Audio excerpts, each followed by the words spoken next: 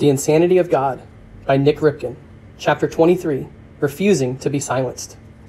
I will call my next storyteller Stoyan. The name means stand firm or stay, and it is a common Eastern European name. Stoyan was about 60 years old, energetic and friendly. We met in the capital city of his country.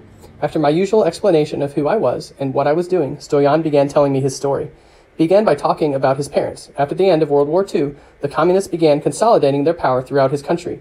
Eventually, they took control of the government. For decades, the authorities oppressed believers. When Stoyan was 12, they imprisoned his Protestant pastor father.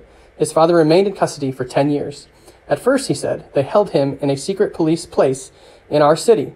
Every morning, one of the guards would take some of his own human waste and spread it on the piece of toast that he brought to my father for breakfast. Stoyan reported that the emotional and psychological impact of this persecution was even worse and left deeper scars than any physical mistreatment. 9 discouraging months passed with no word about his father. Stoyan's mother finally received notification that her husband was being transferred with a group of other prisoners to a distant labor camp. The jailers allowed the families a 1-hour visit before the transfer.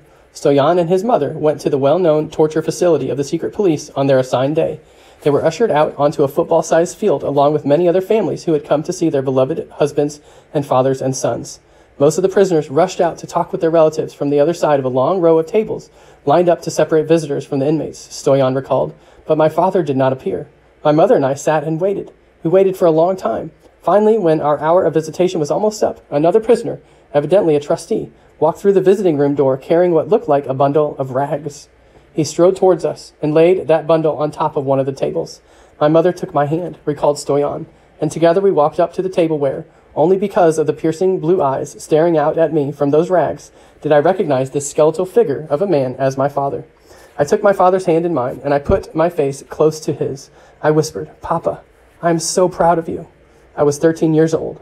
Mama knew what my father would want most, so she slipped a little pocket New Testament under his wool cap.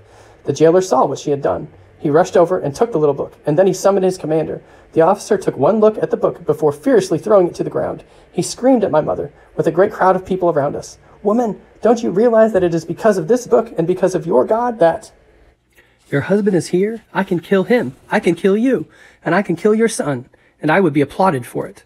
Stoyan was remembering something that had happened decades earlier, but he recited the words as if they had been spoken yesterday. My mother looked at that prison officer and said, "Sir, you are right. You can kill my husband. You can kill me.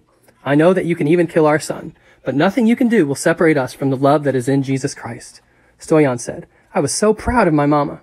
After the communist government had transferred his pastor father to the gulag outside of the city, the authorities exiled the rest of Stoyan's family to a remote gypsy village in a distant corner of the country. The police knocked on the door late one night and gave Stoyan, his mother, and his 3 younger brothers an hour to pack. They were allowed to take 2 suitcases each.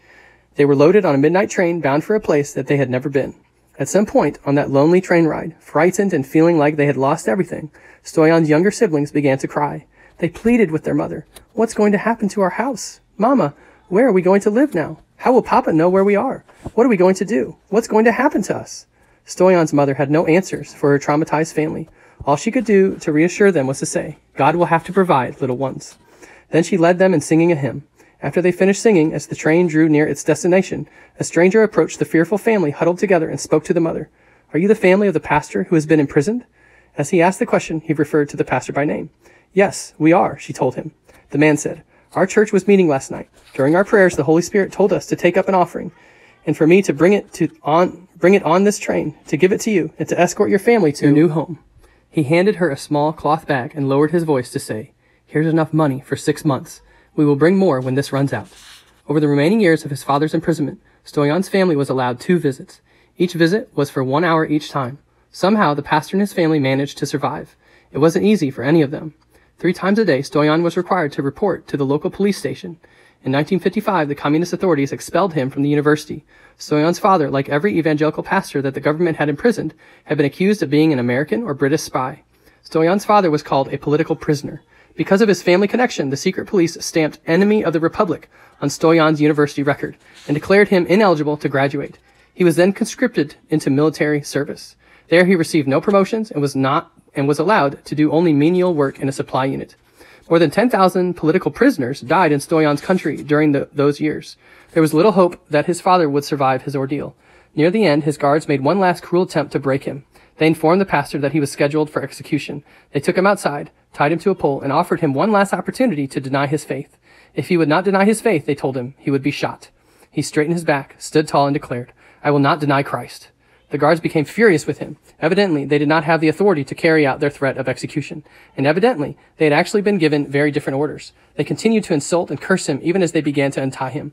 Then, much to his surprise, instead of escorting him back to his cell, they took him to the prison wall, unlocked a gate, and opened a door, and literally threw him out of prison without a word of explanation. He was so shocked by what had just happened that he didn't know what to do.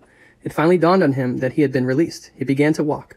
Much later, he found his way to his family's new home. It was a Saturday when he arrived, and no one was home. He then found the church and discovered his family and other church members praying for him at the altar. After a joyous reunion, he was finally able to preach again. One Sunday, a few months later, an elderly woman asked the pastor for help. He did not know her. She told the pastor that she had a diabetic son, a son who had recently gone blind and was now close to death. He needed medication to manage his agonizing pain. Unfortunately, as a believer, there was no way for her to get that medicine for her son. Stoyan's father promised to try to help acquire the medication, and eventually he was able to do that. When he took the medicine to the old woman's apartment, she led him into the bedroom to introduce the pastor to her son. She was grateful for the medicine, and she wanted the pastor to pray for her son. When Stoyan's father entered the room, he got the shock of his life. The blind, invalid, middle-aged man lying helpless in the bed before him was the prison guard who had spread human waste on the pastor's breakfast toast every morning for the first 9 months of his imprisonment. "Oh Lord, do not let me fail you now," Stoyan's father prayed beneath his breath.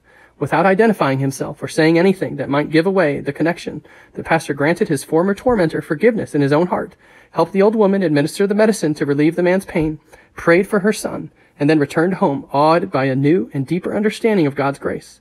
In fact, he was so overwhelmed by God's grace that the experience changed his life and the lives of his family members. By the time of his father's release from prison, Stoyan had completed his military service. He had found work in a foundry and had started pursuing his theology studies through a correspondence school.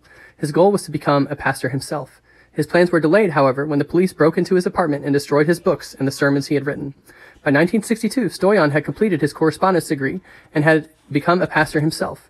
That led to his firing from the foundry, after which he earned another theology degree by correspondence. By 1966, he had acquired 2 illegal Bibles in his national language. This gave him the idea to start an underground center for smuggled materials in his home. Over the next 2 decades, he translated over 20 Christian books. The authors of those books are well known: Corrie ten Boom, David Wilkerson, Billy Graham. Stoyan organized an underground publishing network. The details of his work and the methods used by his organization to print and distribute thousands of books throughout Eastern Europe still remained a secret when I met him in the summer of 1998. He told me that the secret police had suspected his activities. One time, they had even arrested him and thrown him into prison. Unlike his father, however, his imprisonment lasted months rather than years. The authorities would have kept him longer if they had caught him in possession of illegal religious materials, but they never did. Stoyan told me hair-raising tales of close calls and miraculous escapes. One time, he received a last-minute warning that the police were waiting for him at his house. He left his wife in the woods overnight with a carload of books so that he could arrive home innocently empty-handed. Another time, a police officer actually sat on a stack of Bibles wrapped in brown paper while he directed a squad of his men on a futile, hours-long search of Stoyan's house. By the time I had listened to Stoyan for 2 full days, I wish we had a month to talk. I was struck by the progression that I had observed on this trip. In Russia, I had found a wary and weary people who were still hiding their stories, not only from the world, but from each other. In the Ukraine, I discovered believers celebrating a spring-like freedom. They were starting to tell their stories openly, and they were doing that with joy. Now in Eastern Europe, where fallen walls no longer cast shadows, the curtains had opened so wide that citizens were again free to cross their country's borders. Here, believers like Stoyan seemed to bask in the sunshine. They were beginning to reflect on the experiences and memories of seasons past. Despite decades of extreme hardship, Stoyan's stories were joyful and hopeful. He was convinced that people flocked to Christ in greater numbers during difficult days of persecution because that's when they could recognize how God sustains and strengthens his followers through times of trouble. He said that he had learned that family is the believer's greatest reservoir of faith and resistance in the face of persecution. And he explained that, surprisingly, freedom had brought a new set of challenges that had blurred spiritual battle lines. As my interview with Stoyan drew to a close, I knew that it was going to take a long time to process the wisdom, insights, and conclusions that this one man had drawn from his life treasure of faith experience. When I mentioned that to Stoyan and thanked him for his time, he smiled modestly and replied, "I thank God, and I take great joy in knowing that I was suffering in prison in my country, so that you, Nik, could be free to share Jesus in Kentucky." Those words pierced my soul. I looked Stoyan straight in the eyes. "Oh no," I protested. "No, you are not going to do that. You are not going to put that one on me. That is a debt so large that I can never repay you." Stoyan stared right back at me and said, "Son, that's the debt of the cross." He leaned forward and poked me in the chest. With his fingers, he continued, "Don't you steal my joy. I took great joy that I was suffering in my country, so that you could be free to witness in your country." Then he raised his voice in a prophet-like challenge that I knew would live with me forever. Don't ever give up in freedom what we would never have given up in persecution. That is our witness to the power of the resurrection of Jesus Christ. Those words from Stoyan haunted me as I flew back to the States. Had I given up in freedom what he and others had refused to surrender under the worst forms of persecution? Had I? I kept hearing the voices that I had heard in the interviews. I kept seeing the faces. So many life stories had been packed into such a short time. I had been at this for less than a month. Was that even possible? My mind was full with all that I had found, and all that I had seen and heard and experienced. True to form, I opened my heart to my family, then to my colleagues and partners, then finally to the college students who had become our newly adopted family. Only a few weeks later, the students gathered in our home. I tried to provide a brief overview of my travels, but soon they were asking to hear the stories, and I began to tell them the stories. I told them about Dmitri and his heart songs. I told them about Katya and her grandfather's instruction to be faithful unto death. I told them about the deacon who was faithful when he hitched his horse to the sleigh to deliver food in the blizzard. I told them about the Russian pastor who had explained that persecution was like the sun coming up in the east. I told them that I was beginning to understand that persecution is normal for millions of believers around the world. My recollections included confessions as well. I don't know how I have lived to be 45 years old, I told them, without realizing the implications of this. You would think that I would already understand this. I lived in Africa for 15 years, and I've studied scripture. I know that Jesus told his followers that they would suffer for his sake, so none of this should be a surprise to any of us. But somehow, it is a surprise, I said slowly. I then told them about the Ukrainian pastor who had chastised me by asking when I had stopped reading my Bible. The students were broken and convicted to hear about the Russian youth who could recite and reproduce the first 4 books of the New Testament almost in their entirety at that Moscow youth conference back in the 1950s. When I offered the sad observation that the Russian church had lost in its first decade of freedom what Soviet believers had managed to hold on to under communism for most of the century, I think that many of the college students made an immediate personal application. It was late and time to draw things to a close, but no one seemed inclined to leave. I kept telling stories. I told them about Tavian and the 600 songs he had written in prison, songs that were now being sung in churches all over his country every Sunday morning. I talked about heart songs of our faith, and I noted that many people in the interviews had cited favorite music and scripture as a powerful source of spiritual strength during times of trial. I played a recording of Dmitri and Tavian singing their heart songs. The students wept with me. I told the students the story of Stoyan and his family, and I told them how his father's suffering and his mother's courageous faith had provided a genealogy of faith that had shaped his own remarkable life. And then I told them about my final exchange with Stoyan, and I confessed to those college students that I had felt the need to ask for God's forgiveness for giving up in freedom what Stoyan and so many others had never given up in persecution. It was even later now. The students, however, refused to leave. Ruth and I went upstairs to go to bed, leaving behind the students who were singing and praying and crying. The students returned the next week with more friends. They asked me to tell the stories again, the same stories that they had heard the previous week. Clearly, God has placed something holy in our hands. I certainly had not found all the answers that I was looking for. What's more, I had returned home with even more questions. But in Russia and in Eastern Europe, I had found a new hope. It was small, but it was hope. I'd left Africa after Tim's death, wondering how my faith applied, or if it applied, in brutal places like Mogadishu. Ruth and I had gone to Somalia in obedience to Christ's instructions to his followers to go into all the world to make disciples. We did that confidently, believing in what the Bible proclaims about the resurrection power of Jesus. 6 years later, I had fled home doubting that power, and wondering if perhaps evil was stronger than God.